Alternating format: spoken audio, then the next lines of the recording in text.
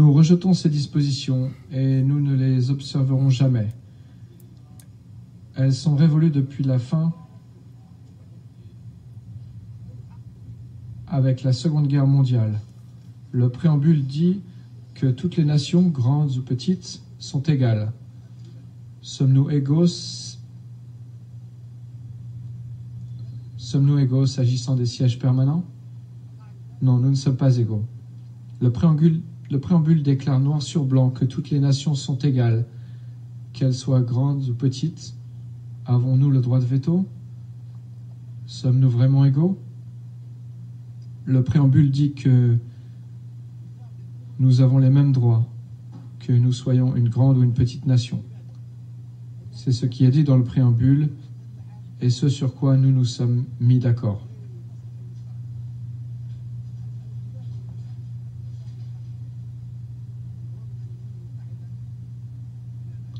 Le droit de veto contredit donc la charte. Les sièges permanents contredisent la charte. Nous n'acceptons ni ne reconnaissons le droit de veto. Le préambule de la charte déclare qu'il ne sera pas fait usage de la force des armes, sauf dans l'intérêt commun.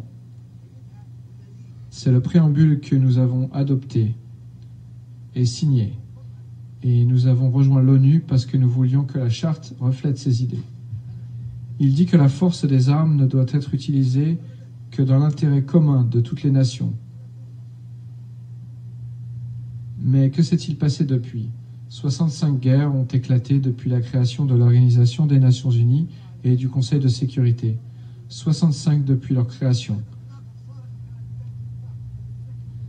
faisant des millions de victimes, de plus que la Deuxième Guerre mondiale.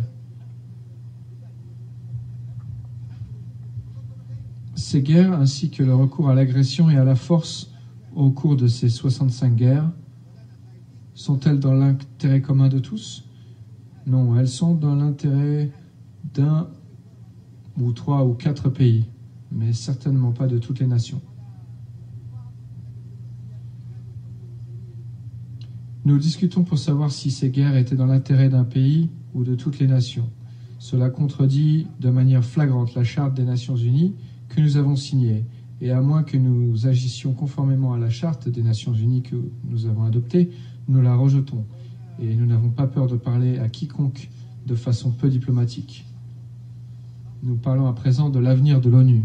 Il ne devrait pas y avoir ni hypocrisie, ni diplomatie, parce que cela concerne la question importante et vitale de l'avenir du monde.